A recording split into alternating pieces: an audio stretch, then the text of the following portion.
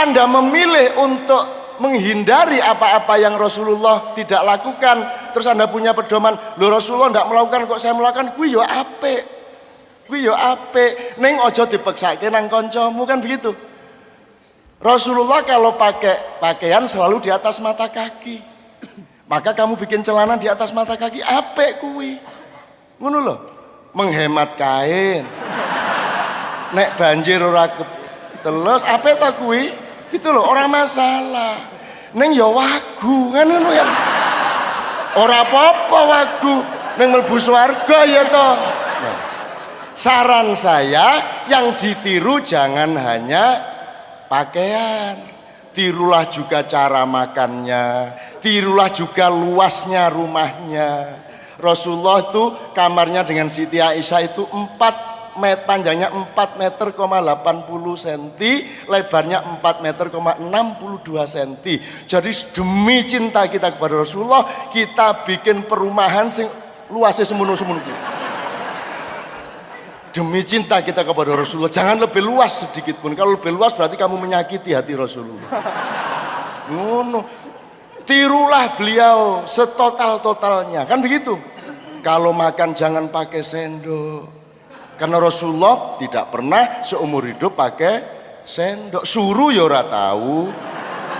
Mesti menganggo driji telu. Mulai saiki jamaah UGM kalau makan pakai 3 jari ya. Engko nggawe mie godhog bareng-bareng. Soto nganggo driji telu, ayo ngene ta.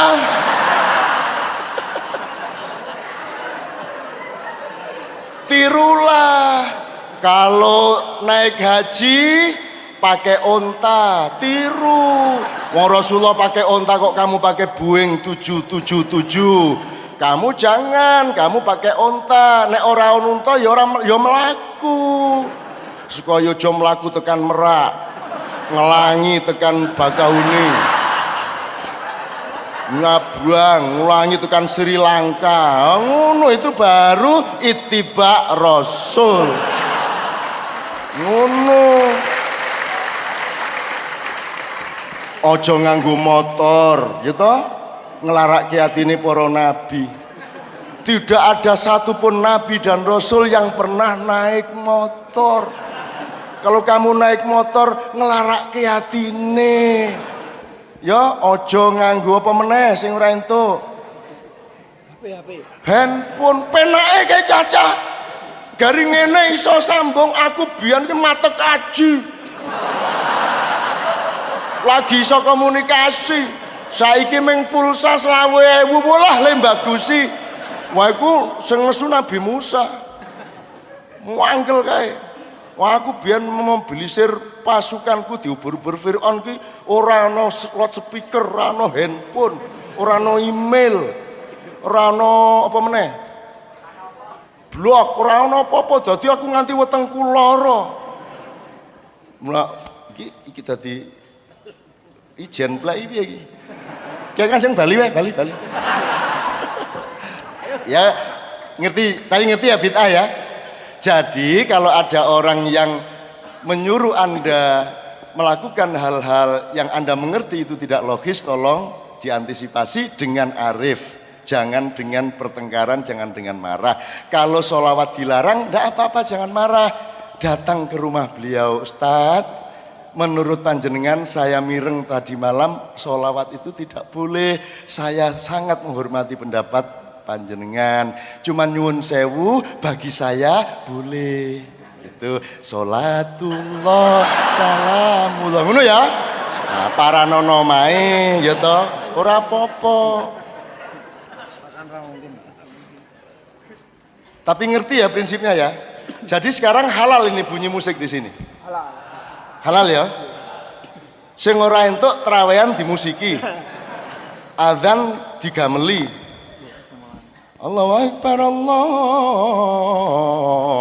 Akbar, dung tak dung tak dung asyhadu an la ilaha illallah dung tak dung tak. Ah sing ora entuk kuwi. Seneng banget lho Pak saya lho. Jadi upamane aku diundang nggawa gamelan menjero masjid aku ya mau. Tapi pertimbangan saya bukan syar'i karena tidak ada nasnya. Pertimbangan saya estetika. Jadi kualitas-kualitas artistik dari bunyi itu menunjukkan seni tertinggi itu tilawatil Quran. Jadi kalau orang sudah kiroah itu musik nggak ada gunanya lagi, dia kalah tinggi. Jadi saya membayangkan kalau dalamnya masjid itu yang cocok ya hanya suara tok. Kalau ada bunyi alat musik itu di beranda, pol di beranda. Kalau Kiai Kanjeng ya di halaman masjid paling pol. Meskipun secara syar'i kita boleh berdebat, tapi secara estetika rasa menurut saya kalau di dalam masjid kita nggak usah bawa alat-alat musik. Itu cukup yang original dari mulut manusia. Jadi teman-teman ini banyak berdebat tanpa membedakan mana yang sebenarnya kasusnya budaya, mana yang sebenarnya kasusnya syar'i. Ini mestinya harus dipilah, Mas. Jadi misalnya gini, misalnya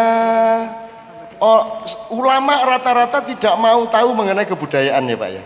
Ustadz-ustadz nganggep kebudayaan itu tidak penting. Saya bilang sama Anda, bagaimana mungkin agama bisa diaplikasikan tanpa kebudayaan? Kebudayaan itu budaya, budaya itu budidaya, budidaya itu bahasa Islamnya ijtihad. Ya tadi itu dari padi harus diijtihadi sampai jadi nasi. Itu yang namanya teknologi itu ya budaya.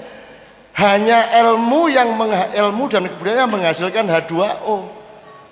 Bagaimana kalau agama tidak peduli kepada kimia? Kan begitu, agama harus peduli, orang pelaku agama harus peduli sama kimia, sama biologi, sama penemuan-penemuan ilmu. Bagaimana bikin masjid tanpa teknologi dan budaya? Masjid tidak akan bisa dibikin tanpa budaya dan teknologi. Ka'bah tidak bisa dipelihara kalau tidak dengan teknologi dan kebudayaan. Air Zam-Zam itu menurut anak saya itu akan mengalir sampai 300 miliar lagi, tidak akan habis. 300 miliar tahun lagi. Itu membutuhkan teknologi sangat tinggi untuk maintain si air Zam-Zam ini. Jadi tidak bisa agama mengelak dari kebudayaan dan teknologi. Teknologi adalah pekerja agama, kebudayaan adalah pekerja agama. Tidak mungkin Anda menerapkan agama dengan menyepelekan, dengan menganggap budaya itu di luar agama. Lah kowe iki nganggo jilbab, nganggo budaya, nganggo teknologi kok. Apa mung diubet-ubet ngene lah ya ora to ya. Ya dikeki di ngene le nyelehke jilbab nganggo driji loro to.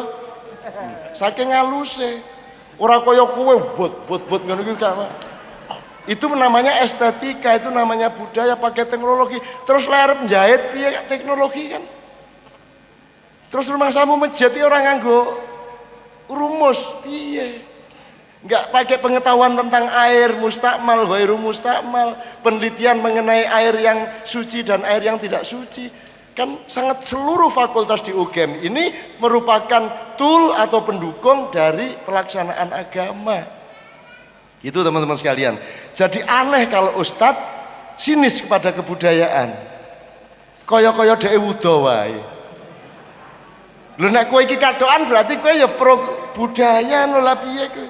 Apa ya kowe cawete mung diubel-ubel lah ya ora ya dijahit to ya. Lah jadi agama sangat membutuhkan mesin jahit gitu loh. Adene ana ustad anti teknologi jajal bukaan sarunge kathoke piye? Ngono, diubel-ubel tok kuwi mesti. Tor mesti duduk kain sebab untuk dari kapas menjadi kain butuh teknologi, butuh budaya. Jadi nek ana ustad anti teknologi nganggep teknologi bukan bagian dari agama, kalau ada kiai nganggep kebudayaan bukan bagian dari agama, berarti kae mesti sing dienggo kathok kuwi langsung belarak. Ya ta Pak ya? Belarak mesti, nek ora percaya ploroten wis. Mesti belarak. Nek ora sabut kuwi. Apa wis pokoke mesti kuwi. Ora mungkin ana unsur jahit. Ya toh? Jadi Bapak-bapak sekalian, mana mungkin agama dibumikan, diterapkan kalau engkau menganggap teknologi, ilmu dan kebudayaan itu bagian di luar agama. They are part of religion application. You understand? 10 Jadi Pak, soal kebudayaan sudah Pak ya, soal masjid saya kira perlu simposium dikit-dikit lah berkala. Menurut saya oke. Yo ojo njur saiki ketoprak pentasnya masjid yo ojo ya toh. Menurut saya itu bukan masalah syar'i nomor satu, menurut saya itu masalah budaya dan kesepakatan norma. Setiap daerah boleh berbeda-beda. Misalnya nyuwun sewu ya, tak kasih, saya bahkan bisa nyetelin ke Anda. Misalnya, idza quri'al Qur'anu fastami'u lahu wa ansitu la'allakum turhamun. Ini nafsir kene beda-beda loh. Kalau di Indonesia asal orang baca Quran meneng. Paling kok nek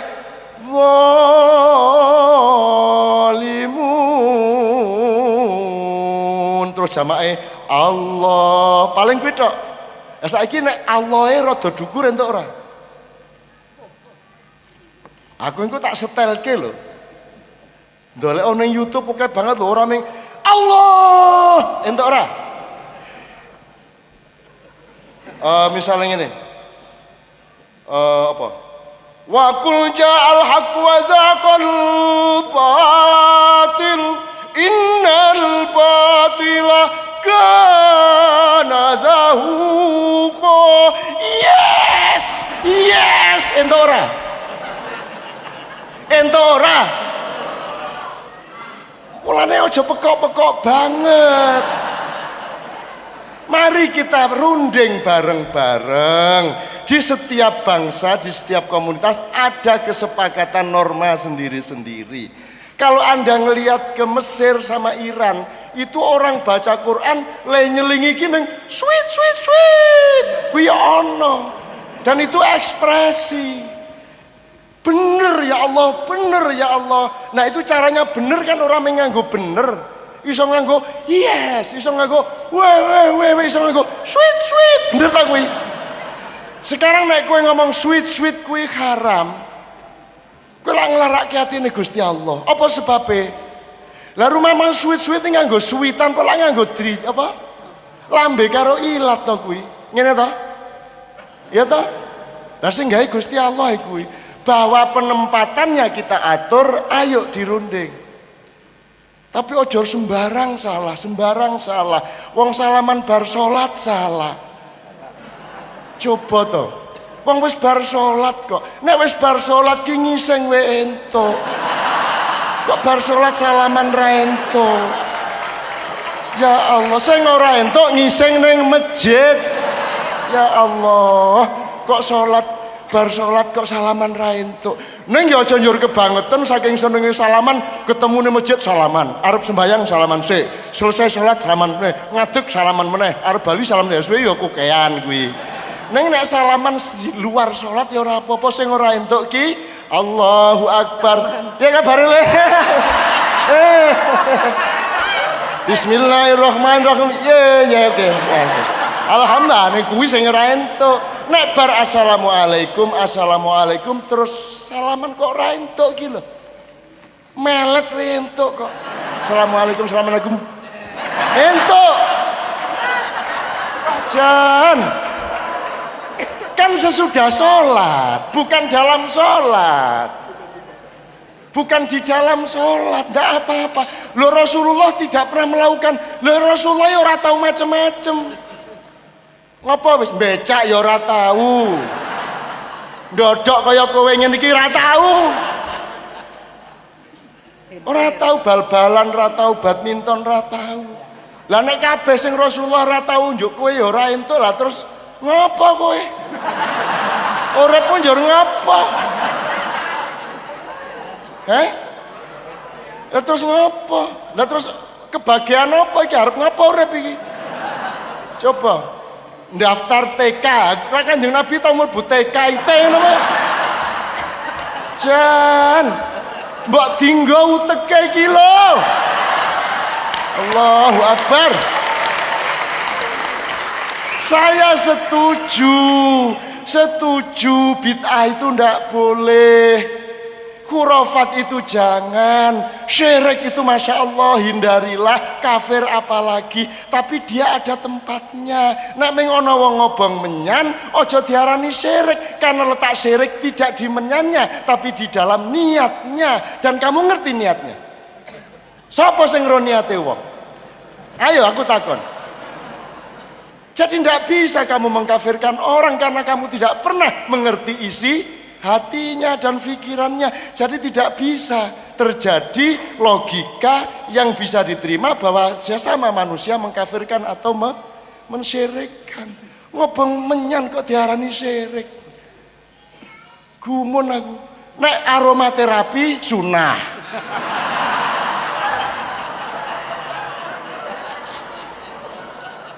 Piye? Nek ana dukun ngene-ngene khurafat, nek massage sunah, ngono ya. Enake dhewe arek-arek iki, gitu loh. Tolong ya ini kita perpanjang contohnya oke banget loh iki. Ning pokoke mari kita bikin gerakan Islam anti pekok, ngono ya. Saya sering ke masyarakat itu menyampaikan ini yang seperti disampaikan Cak Nun. Jadi nyuri ilmu nggih. Ini bahwa yang diciptakan manusia itu adalah budaya. Yang sekarang menjadi perdebatan. Kalau ada orang tanya, mungkin karena memang saya ilmunya kurang, ini begini. Apakah budaya yang diciptakan oleh manusia dalam tanda kutip ketika masa Rasulullah ada, dengan ketika Rasulullah tidak bisa memberikan persetujuan dan persaksian terhadap apa yang dibuat oleh manusia itu, berarti itu bertentangan dengan hukum Allah. Lho nek cen kabeh kudu dipersaksikan dan ditandatangan Rasulullah, Rasulullah kan urip nganti saiki. Kondo Gusti Allah kono. Sekarang piye? Mulane kowe iki dibekali Quran hadis karo akal pikiran, terus diculke. Yo nanti nilai yang diminta oleh Allah, orang yang dulu hidup bareng Kanjeng Nabi, tuntutannya beda dengan kita sekarang. Mungkin orang melu. Mereka jawabnya seperti ini gimana, Cak Nun? Yeah. Kalau Rasulullah itu yang sempurna, jadi tidak mungkin beliau itu lalai sampai ada yang ketinggalan tidak dilakukan. Seandainya yasinan, tahlilan bagus, istighosah bagus, sholawatan, maulidan dan sebagainya bagus. Saya yakin Rasulullah pasti melakukan pada saat itu. Karena sekarang Rasulullah itu pada saat itu tidak melakukan, berarti itu dianggap tidak baik dan dianggap manusia itu tidak membutuhkan. Ngoten pripun sakno? Rasulullah misalnya Rasulullah selawatan nang dhek dhewe ya ora penak. Salatullah salamullah ya ora penak. Ya ora penak masuk Kanjeng Nabi kok maulid Nabi. Ayo maulid Nabi. Panjang umurnya, panjang ora penak kowe iki ya pekok ya. Jan ora iso.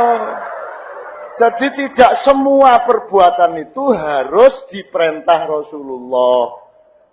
Ya, ada perbuatan yang asal tidak ada larangannya boleh dilakukan. Ojo njur kene si aku arep pasang akun Twitter iki ana hadise ra ya. Amo dara kowe. Ya ora ono.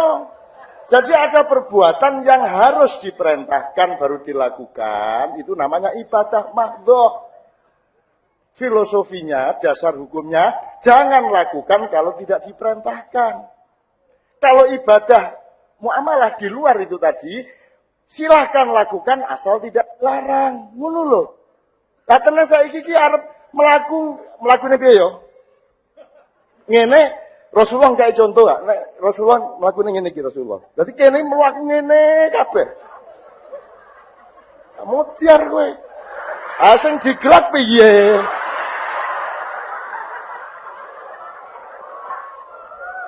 Bodoh itu boleh ning aja kebangetan.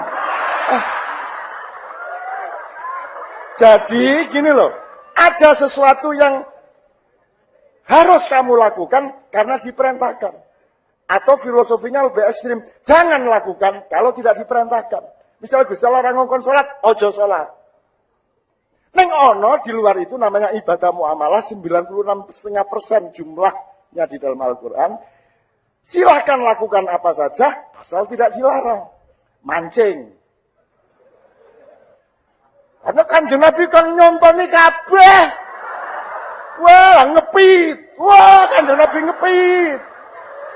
Remuk iki nabine. Nabi golek, lha piye nabine wong Arab ora ngerti derkuku, doro, perkutut. Ora ana Kiai Slamet ning kono iki ora ana Kiai Slamet. Mulane kowe iki dikai akal ditarok tu apa? Ayo gapal. Tarok tuka aku tinggalkan kepadamu setelah aku tidak ada Al-Quran dan hadis. Dengan akal pikiranmu karo rasamu. Tidak semua hal harus hanya dilakukan kalau ada perintahnya. Misal gini, mana perintah maulid Nabi? Isra Mi'raj, tahlilan. Mana perintahnya? Kalau ada perintahnya saya lakukan dan saya biayai berapa saja. Aku ditakoni ngono. Mana larangannya? Kalau ada larangannya tak patenane sing gawe.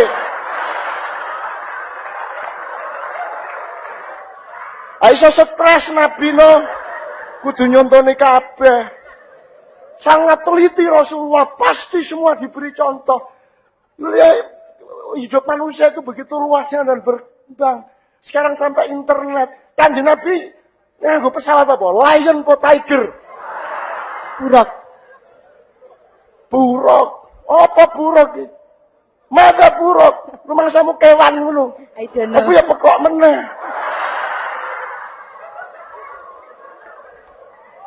Lah piye to ya? Jadi kamu itu di luar rukun Islam itu ngene bebas kok. Lakukan apa saja asal tidak saya larang. Enak, Pak. Sampai batas mana Nabi itu kan memberi contoh substansi, bukan memberi contoh budaya. Anak budaya sendok ra entuk. Lah saiki kudu nganggo driji telu ngene iki. Rasulullah nek mangan lha lingkur moe. Anek mie godhog.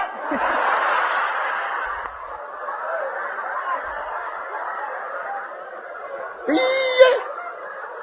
Akhirnya iki mie sing enak mangan-mangan njur nganggo driji telu ngono kae ayam motor kowe. Piye iki? Ini soal utek ini, walah Jan. Apa meneh? Burjo, piye meneh nek burjo nganggo tangan telu ngene iki. Iya, jadi ya Allah ya Rabbi ya Karim. Memang Rasulullah sangat teliti, tapi dia tidak lantas memberi nasi semua hal. Dia mewarisi padi kudu kok tutuse, njur engko berase dadi apa sakarepmu, asal tidak melanggar syariat Islam. Itu di bidang apa saja. Pengajian tahu Pak Kanjeng Nabi pengajian? Kajian. Tahu Pak? Nganggo mikrofon. Aku nek ketemu Kanjeng Nabi tak isin-isin jenengan tetep duwe iki to. Nabi Musa bareng Allah gayamu karo Khidir ngono. Jenengan ora tau to ngerti. Tak gawe pamer. Ayo iki haram ngomong haram ngono iki. Jadi tidak ada barang haram. Pisau tidak haram. Alat kemaluan tidak haram. Dia baru haram ketika digunakan tidak pada tempatnya. Makanya ada pedoman di Kiai Kanjeng. Nutuk saron luwe apik timbangane nutuk ndasmu.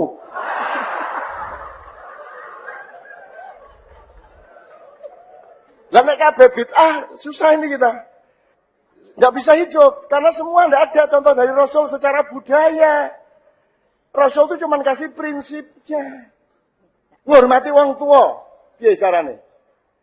Dengan berkata baik, berbuat baik. Kowe menghormati wong tua secara Arab ning Jawa dianggap kurang ajar kok. Heh?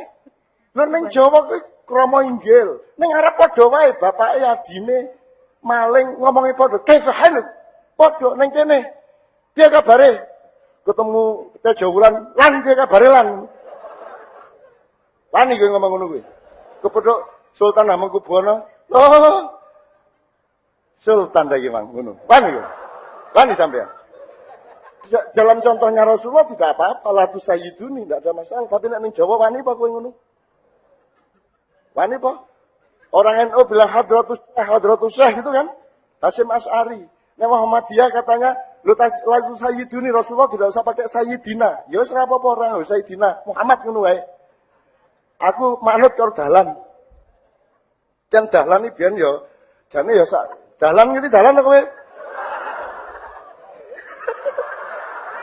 Ente apa? Ente apa? Pendiri Muhammadiyah yang saya muliakan neng kok undang dalan-dalan ngono. Lah ya kurang sopan menurut Arab tidak. Ndak apa-apa.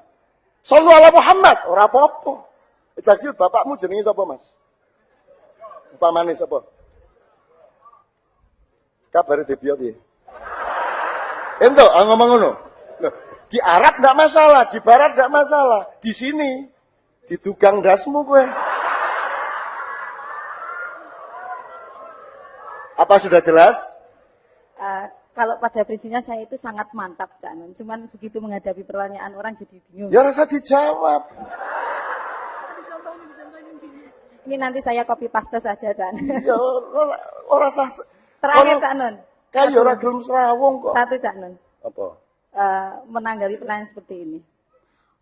Seandainya kalian itu mau melakukan amalan yang sudah dilakukan Rasulullah, rak cukup ketemu ndadak tambah-tambah ngoten, Cak. Ya ora apa-apa. Ora cukup ora apa-apa ning aku ikhlas nang Gusti Allah arep ngopo. Aku ikhlas yang penting. Cukupi maksudnya sing piye? Aku ngopo iso nyukup kabeh hasbunallah Allah yang mencukupi aku. Kok aku kok nyukupi Gusti Allah karepe piye? Gusti Allah cap apa kuwi? Wong kene iki bendina hasbunallah wa ni'mal wakil, ni'mal maula.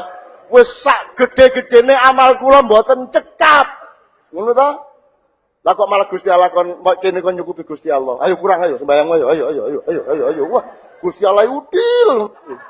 Kadep kiblat nggawa garisan malaikat diukur. Kowe sing santai sing penting. Ini dia. Oke, tepuk tangan untuk anak kita, adik kita.